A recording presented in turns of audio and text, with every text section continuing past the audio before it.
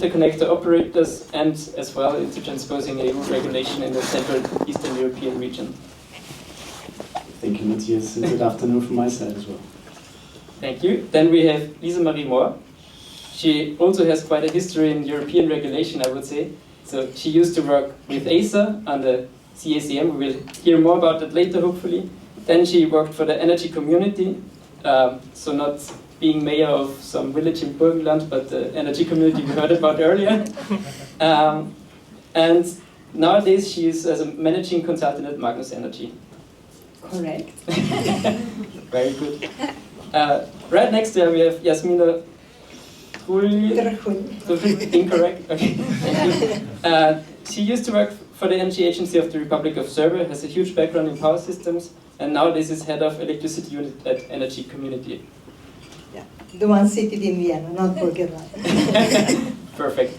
And the last one doesn't need any more introduction, I think, because Martin already introduced himself, and what else should I add? So, thank you for joining. And then I would start with the first round of questions, immediately with you, Martin, because I want to come back to your presentation for a bit. So you mentioned a lot of studies and reports which reveal significant differences among Central and Eastern European countries. So, in your opinion, where do you identify the key differences, both in terms of the energy trilemma report you mentioned and the energy issues mapped?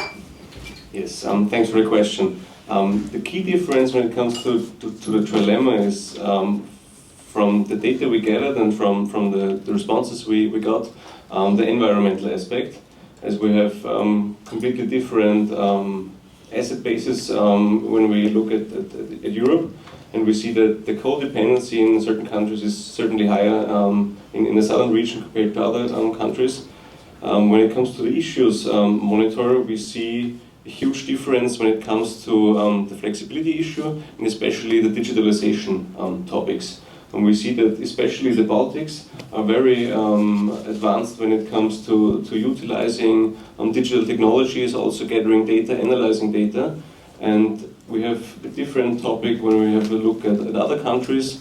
Austria, for example, we also got the reply that, of course, everyone knows that the smart meter rollout is quite advanced, but that we are very slow in actually using the information we could gather from smart meter rollout. So this is a difference. And another topic which was quite remarkable is the view about geopolitics when we're talking about the energy markets. We saw that in the Eastern European countries, close to the Russian border, of course, we got a lot of replies regarding the geopolitical aspects about the security of supply. And when it comes more towards Central Europe, we've got way more responses connecting this topic of geopolitical insecurity to energy prices, especially from Austria and Germany and the Czech Republic. This was something which was quite remarkable, that the same topic as such can be viewed from a completely different perspective depending on whether you're a couple of 100 kilometers more towards Western Europe or not. Wow, yeah, thank you very much. Switching a bit to the first panel regarding regulation, I would come to Gilbert now. So you worked a lot with Central Eastern European countries, I think. And so the question to you would be to elaborate a bit on challenges for the energy community countries to join the European energy market from the regulatory perspective, meaning, could you please talk about your experience with transposing EU regulation in those countries? Yeah, for sure. Thank you for the question. And before I go into content, let me say a big thank you to Energy Bridge for hosting this event today, and also Matthias for inviting me. Really nice seeing you again. Challenges in the energy community countries with regards to transposition of new legislative frameworks. Why do we work on this? The countries have a huge opportunity that other countries do not get. So ask UK, for example. So they would love to reintegrate the markets with the European ones. Obviously, there's discussion currently whether this again is facilitated, but the energy community countries get the chance to integrate their wholesale markets with the EU internal market without being actually a full EU member state. So this is a quite unique opportunity in itself. So what we do is we work with the countries and help them integrate the network codes, so specific secondary legislation, into their legislative frameworks. And this is something where a lot of coordination is required. Why is this the case? On the one hand, you have other actors that help them implement primary legislation, that is coming also from the energy community side.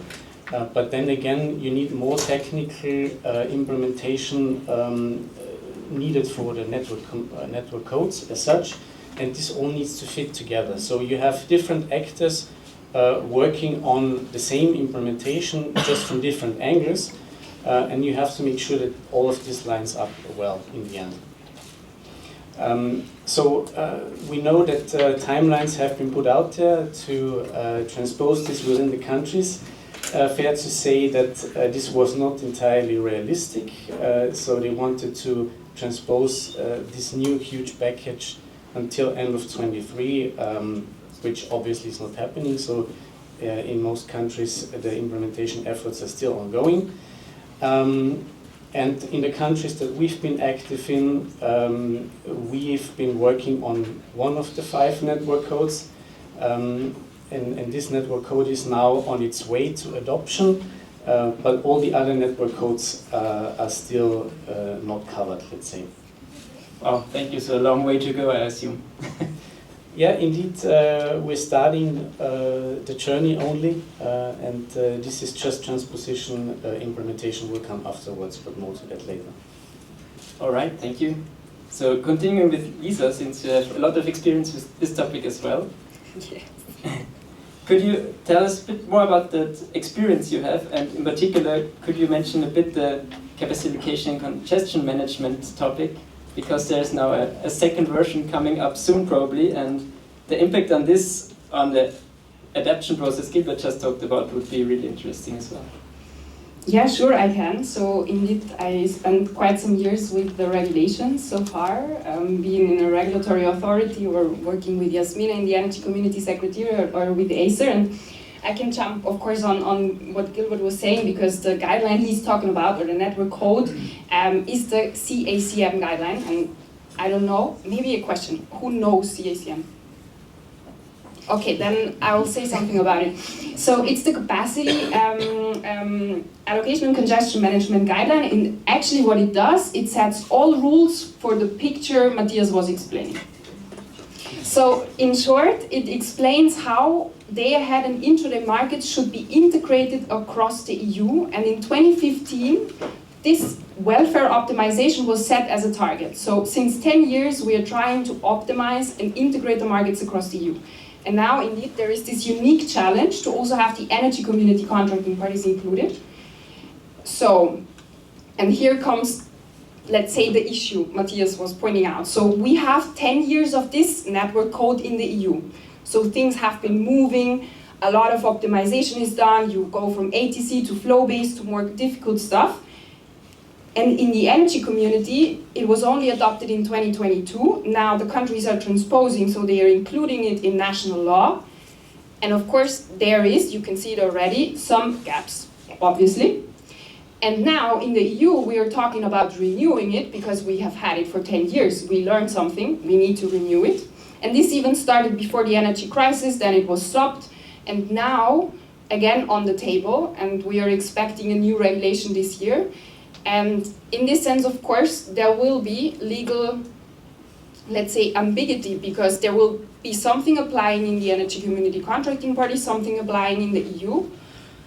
And of course, this naturally comes with challenges, and I think Rosetta said it is also by nature of the energy community setup, there will always be a gap, because they are kind of following what the EU is doing. But I personally believe it's also kind of an opportunity, because CACM 2.0 will actually allow also the legislators in the EU to react on what has been discussed with other third countries. They could clarify things which are on the table, which have been discussed now for years. So it will be challenging, as always, but I also see an opportunity for this one, and this is why I'm still optimistic. And I think the question was a bit like, are we all back to the start? And I thought about monopoly, and sometimes they call you back to start, you know, when you get the card. But I think it's not going to be that way with CSEM 2.0. Okay, thank you. I think that's comforting. And the mic is already going to Jasmina's direction, so may I ask you for your perspectives on, in particular from countries not integrated into the European market so far, and what can be done there from energy community perspective?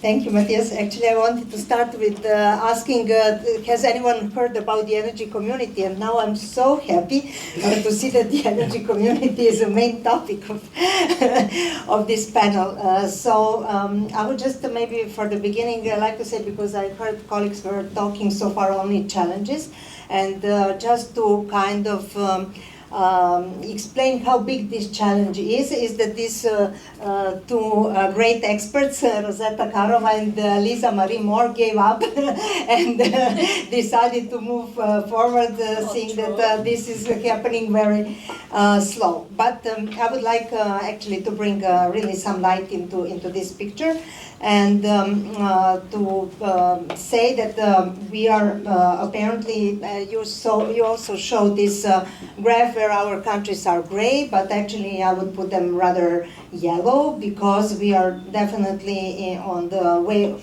of no return. With the market integration into EU. I was just now in one very important meeting on this CACM, and we are moving forward with the transposition that the colleague was explaining, but this is just one element, so this is just the legislation, and we have showed that this is possible because several countries already adopted the law, so it's Serbia, North Macedonia. Rosetta was also from the outside helping a lot to this process as a consultant, and now, actually, what we are waiting is on the EU side, I have to say, and this is to verify that this transposition is being done in compliant manner, and this will be done by the Energy Community Secretariat, but also by the European Commission. This is very important because European Commission is seeing this much wider than only market coupling. They want to actually tick the box also of the accession into EU. So this is for us very important, that this is very high on the political agenda in Brussels, and this is also for us reassuring that our countries are on the accession path to EU. Also, we are waiting from European Union stakeholders to adopt the market coupling operators integration plan. So this is the plan that will actually describe and provide timelines how our countries will couple into the European market. So these are all some steps, and also they have to revise contracts that our countries, not countries but stakeholders, so TSOs, NEMOs have to sign with the EU stakeholders, because this will not be completely the same terms and conditions, so contracts will have to be specified for our contracting parties. But all these processes are, if I may say, in the pipeline.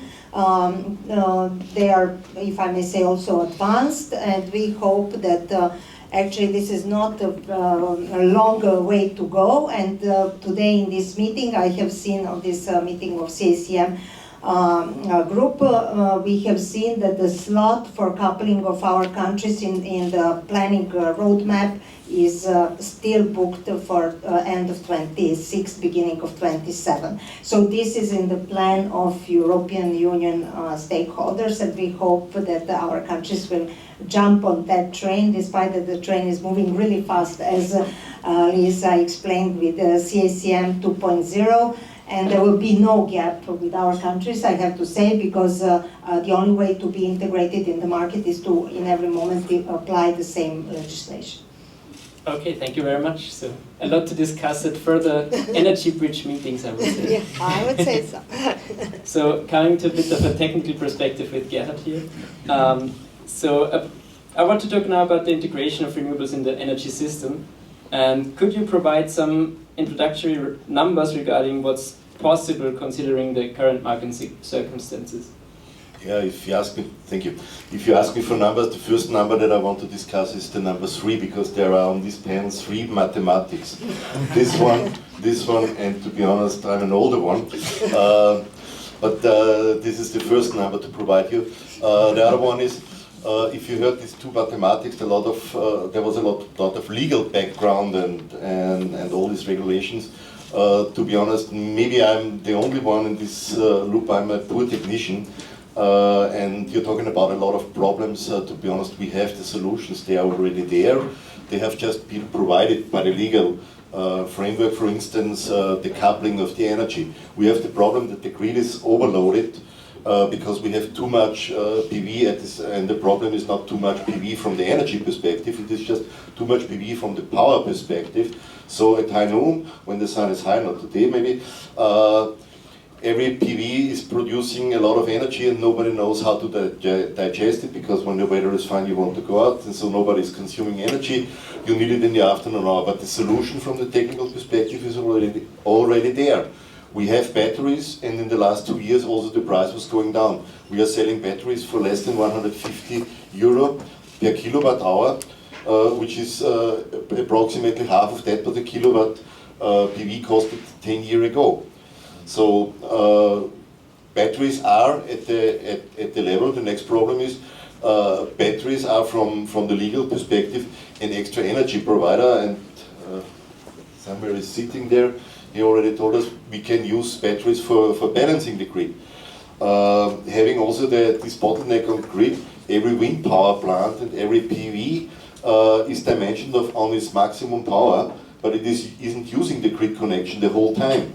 So we have, for instance, if you take a PV plant, astonishing 16% of the energy that is possible to be transported over a grid connection of a megawatt is really serviced by this PV plant, because during the night you have nothing, in the morning and afternoon hour you have only half of the production. So if you take it over the 8,800 and something hours a year, you deliver only 16% of the time full power, and that's it. The wind is significantly better because wind is delivering double that what you can expect. The simple way to understand this number is to get this energy also during the night, because the wind doesn't care too much about is the sun shining or not. It is not the whole truth, because in the morning and afternoon hours you have more changing of the temperatures in the local areas. And then you can combine this power plant. And I did investigations on having a grid connection of, let's say, 10 megawatt, 100 megawatt, doesn't matter. Let's call it 100% of a really utility scale one. And you use on PV 16.7% or 16-17% of this grid connection. If you add a wind power plant and you do nothing, you have only astonishing 10 to 12% of the annual PV production, which is half of the wind production, that you really lose on just connecting on the same grid point. So that's an interesting approach which can solve, nothing against your jobs here, but you can localize this problem significantly. And if you play this game a bit further, you can connect 200% of the grid connection to wind, adding 300% on PV, and adding just a 4 or 6 hours battery or an 8-hour batteries, and on an 8-hour batteries, you utilize the same grid connection point to 70%, which is the same amount that you have on this so positive called riverside power plants that we have in Austria, and that brings these good numbers of energy support in Austria. And you can run a 100% renewable power plant if you combine wind, PV and battery at the right dimension. Okay, it is responsible also from the location, and you can run it like a riverside power plant. So go on with the next question. Thank you, Gerhard.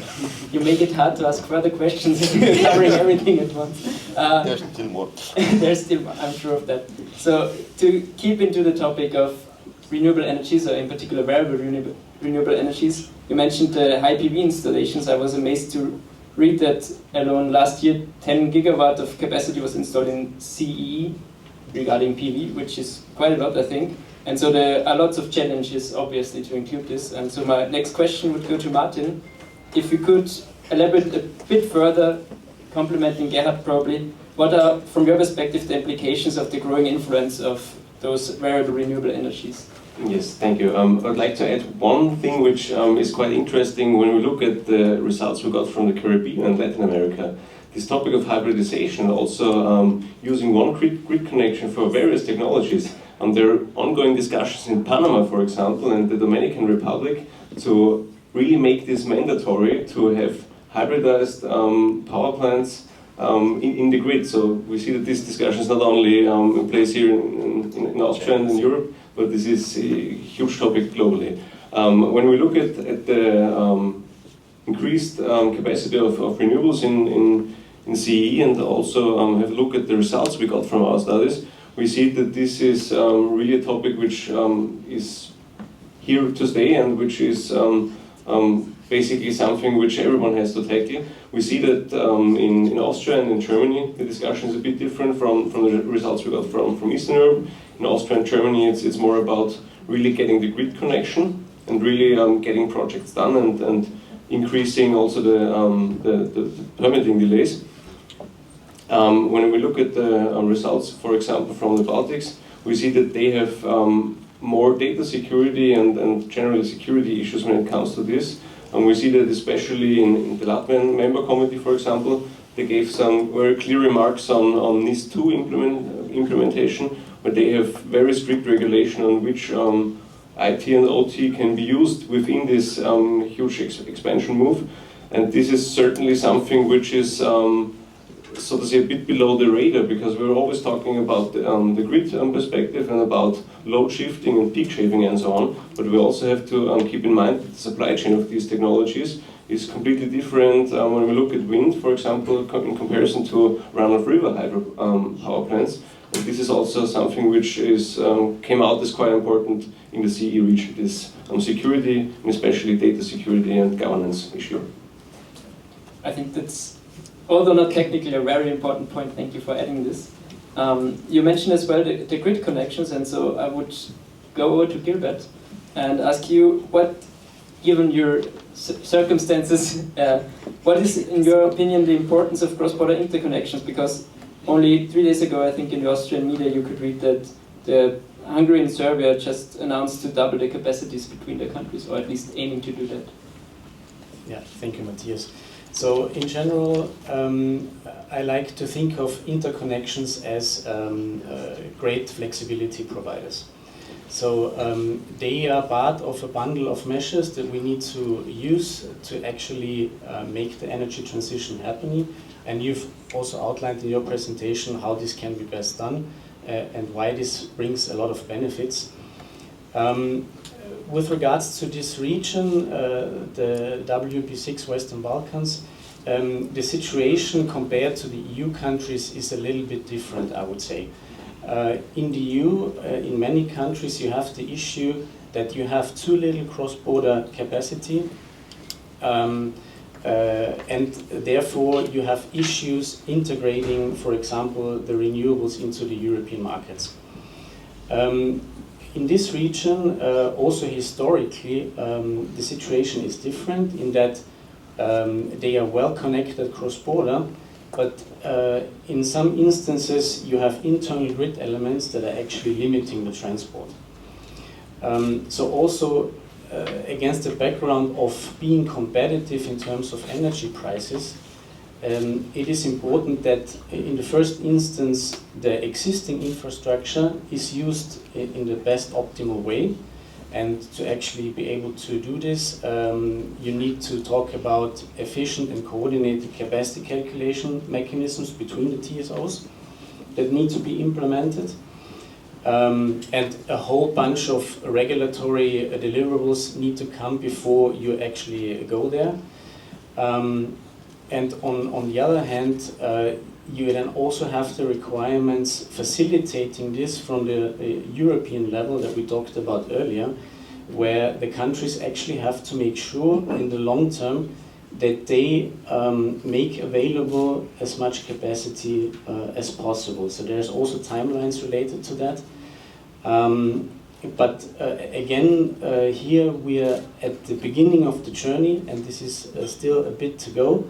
But in general, we have a lot to work with in the region, and certainly something to look forward to when this becomes more efficient. Thank you, Gilbert. Since you mentioned regulations, I think I should ask Lisa the next question. What is your opinion? Do the current regulations already fit the VRE inclusion, or are they far away from it? Well, is somebody looking for a PhD topic? Because I guess you can spend years on this one. No, I thought about it, of course, and I think because also considering that we are here talking about market integration, for me at least personally, that's kind of twofold.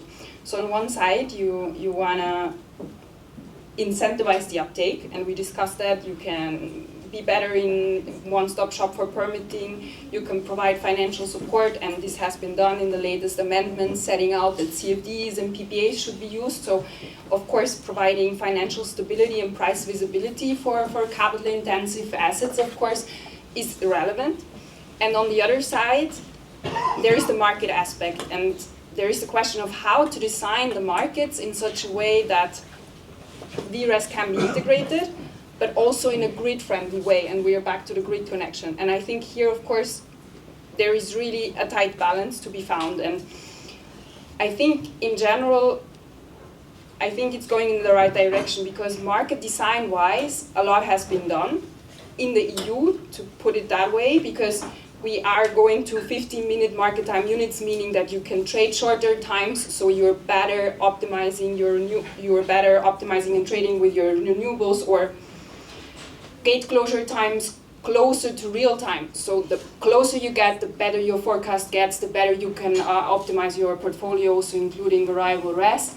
And also with the market integration and the coupling, the picture we saw, of course, stable prices in general, let's say. Of course, there is volatility, and we're back to flexibility, but in general, stable prices also due to the interconnection. In the energy community contracting parties, of course, there is still some way to go, because I think, Rosetta probably mentioned that only in Western Balkan, Serbia has an intraday market. So, of course, it's very hard to trade on your renewables portfolio the day before, because, I mean, we know it now, weather just changes within half an hour, and you might want to adapt, but this is, of course, not possible. And on the other side, I think there is a lot of discussions ongoing on network tariffs and also flexible connection agreements. This was also just included in the latest directive, that of course there are options to optimize the grid connection by saying, okay, you can have a flexible connection, meaning sometimes you're allowed to use it or allowed to use it in a certain extent, but that in general could increase the amount of VRES to be connected to the grid, at least for a short transitional period until everything is sufficiently set up. So I do believe it's going in the right direction. It's quite challenging, but and regulation is also, of course, I mean, even though I love it, it's sometimes slow, and it's sometimes a bit too late, and this might be what a lot of investors feel, but I do think that it's going in the right direction. Thank you very much. Yes, exactly, yes, all the mics. So, Lisa as well mentioned the market, and I talked about market coupling, and liberalization also means competition. So there's a lot of fossil fuel generation in the ENC countries, I think. What do you think? Would it be a problem if there's too much liberalization? Would there be a too high competition for those plants? Will you have a loss of baseload capacities? Well, I have again to challenge a little bit the whole panel on what I heard, and actually maybe to start with this, let's say, flexibility, batteries, intraday market, also what Matthias mentioned in his presentation, where I would maybe not fully agree that without market coupling there is no market. Market has various, if I may say, time frames, and not only day ahead and intraday is the only element of the market. Forward markets are also very important, if I may say. And also when we talk energy community region, we have to understand that we have in the energy community region we have two quite different regions. And I noticed lately in discussions that since synchronization of also Baltics started people a lot to compare Baltics with the energy community, but we have to say Western Balkan 6 is one story, but on the other hand we have Ukraine and Moldova, which maybe also in terms of geopolitical context, security, everything can be more comparable with the Baltics. And but while we are talking, life is happening, and I have to say that colleague mentioned that there is, let's say, an oversupply in certain hours of solar, and it is already happening. And I can tell you that Western Balkans is already one big battery for European Union market. So we are informed from our traders in the region that all this, let's say, excessive production in EU is already ending up in all these hours in the Western Balkans mainly.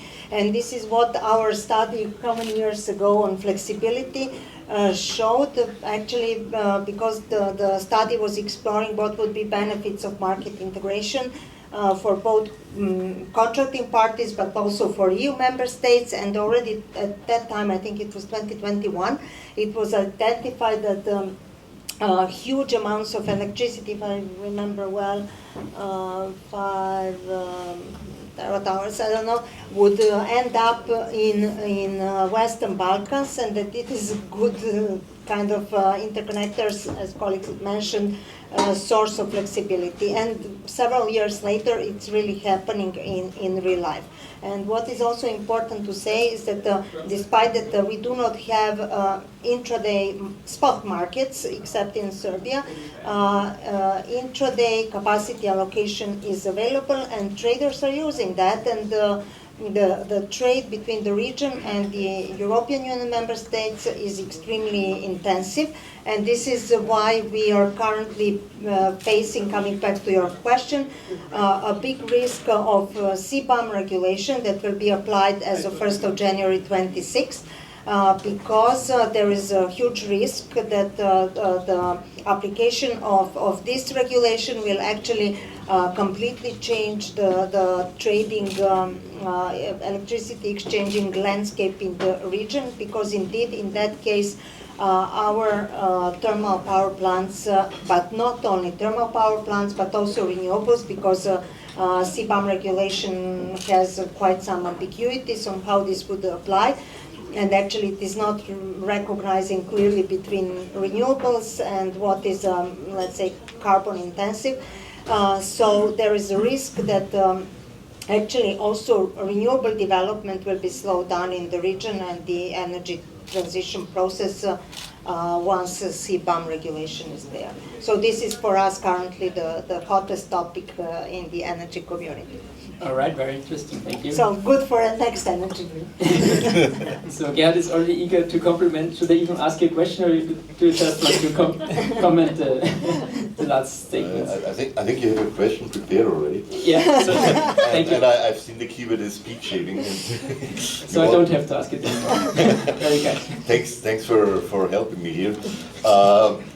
Yeah, the question would have been more or less if peak shaving can solve this, and ask you from the technical perspective.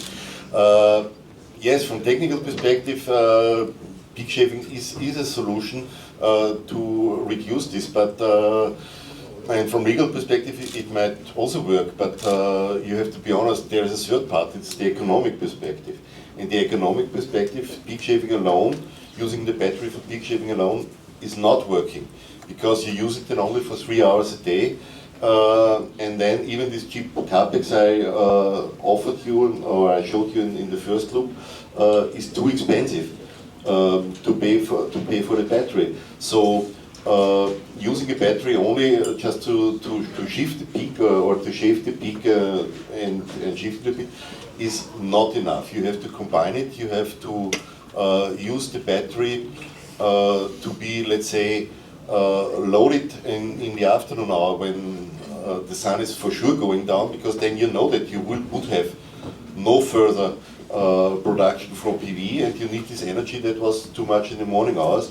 And if the sun was not shining, it would be nice if you have on the same location even a wind, because when the sun is not shining, usually the wind is blowing more.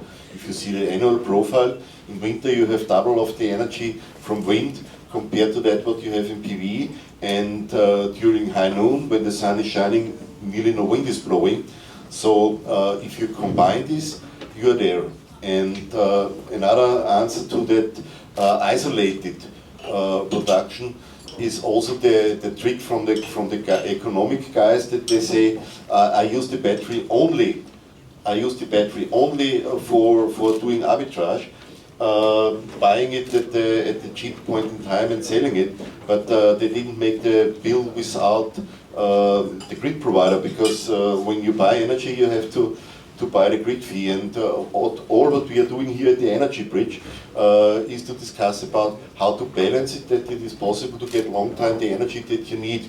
So this gap that we have now, and everyone is crying, oh, there's so much gap between high prices and low prices during the day. This gap will flow down as soon as there is enough battery installed, and then you have with a battery that is only shifting the price, the problem that you have to pay for the energy that you want to fill up your battery, and the price is, if you add the grid fee, more than that you can sell in the afternoon hours. So what you have to do is to combine it with some source where at least the primary source is at price zero after the capex. Yeah.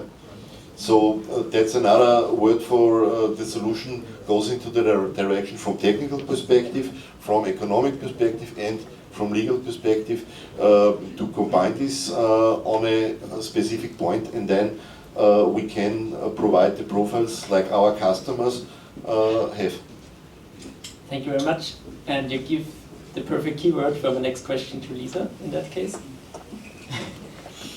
So you mentioned this price differences, also known as the duck curve, and the question would be, Lisa, finally not related to regulation, do you think a storage system can be implemented fast enough to mitigate this increasing duck curve, increasing from month to month? Gerhard gave me the slide. Yeah, so well, battery storage is one of the keywords, no? I mean, it has been in latest regulation, just to drop the word regulation as well in this one. Also got very prominent actually in the latest regulation together with demand response. And in this sense, I think nobody doubts that battery storage is a potential to address parts of the energy transition and also the duck curve as such, of course. On the other side, I fully agree in the sense that a battery as such will not only live from this price spread, because also if you have too much of one technology, it will be a cannibalization. At some point you don't have a duck curve, what do?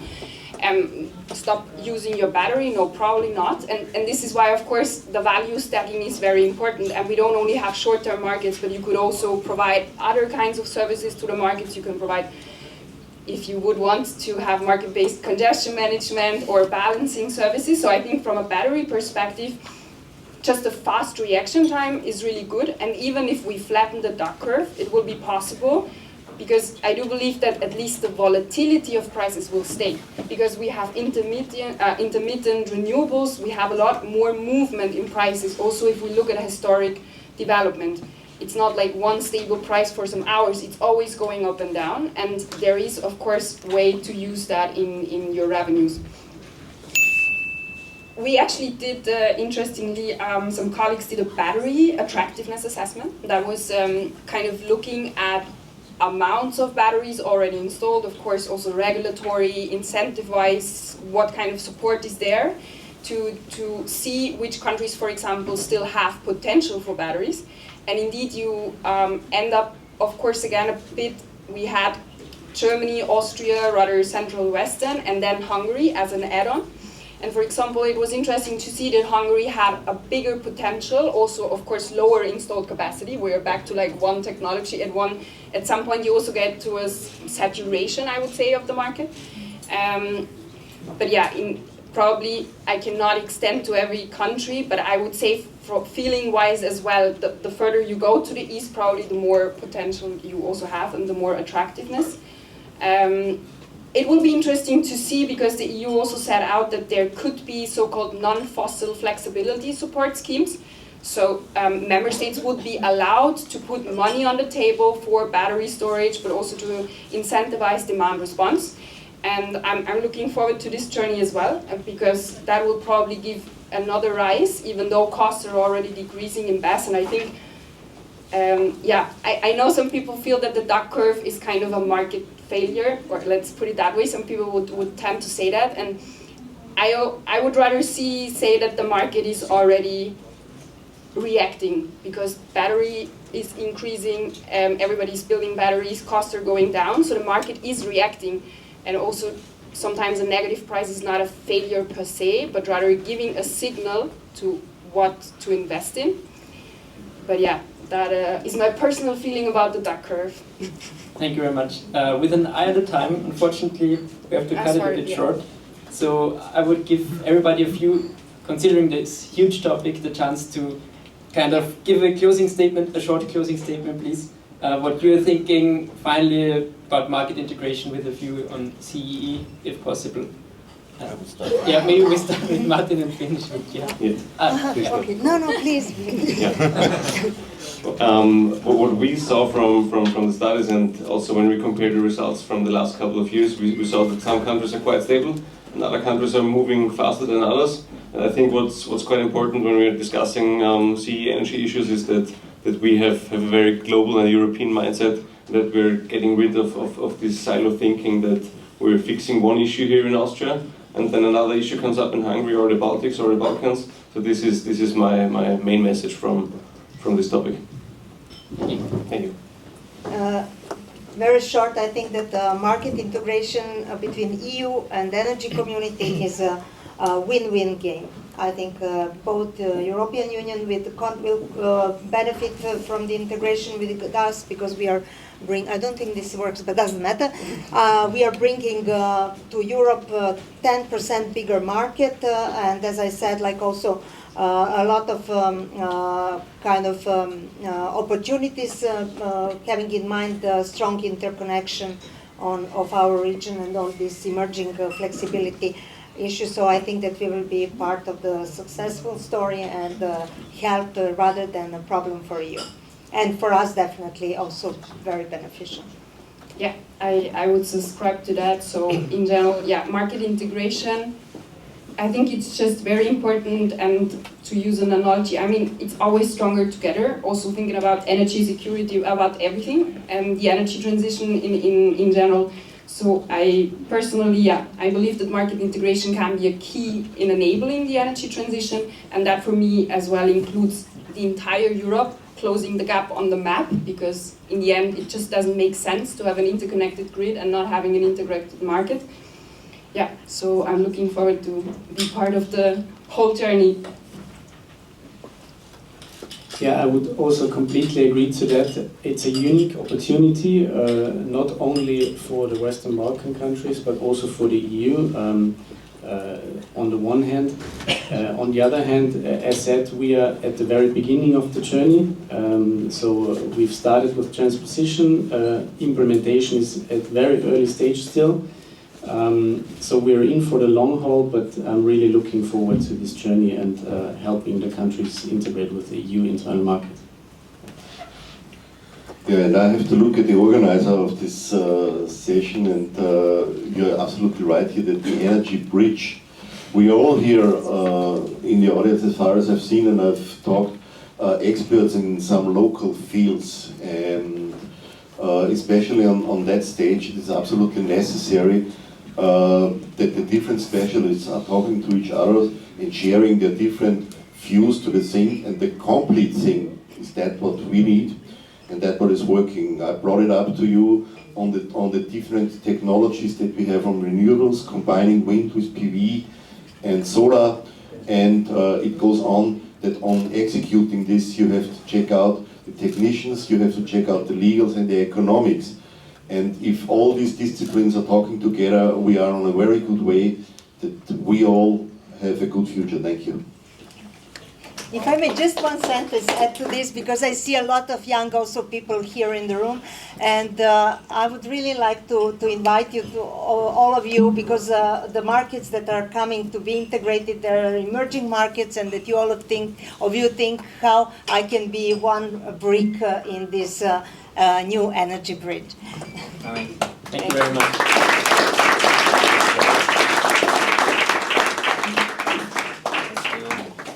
We are going to have a break of 10 minutes. Feel free to grab coffee and water, and we will get a picture with the panelists. So we have next topic for the next event, right?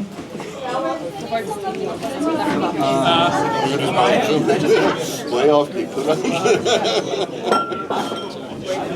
Machen wir eine Bildschirm raus. Ich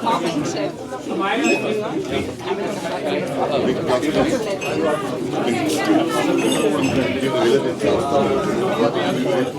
relativ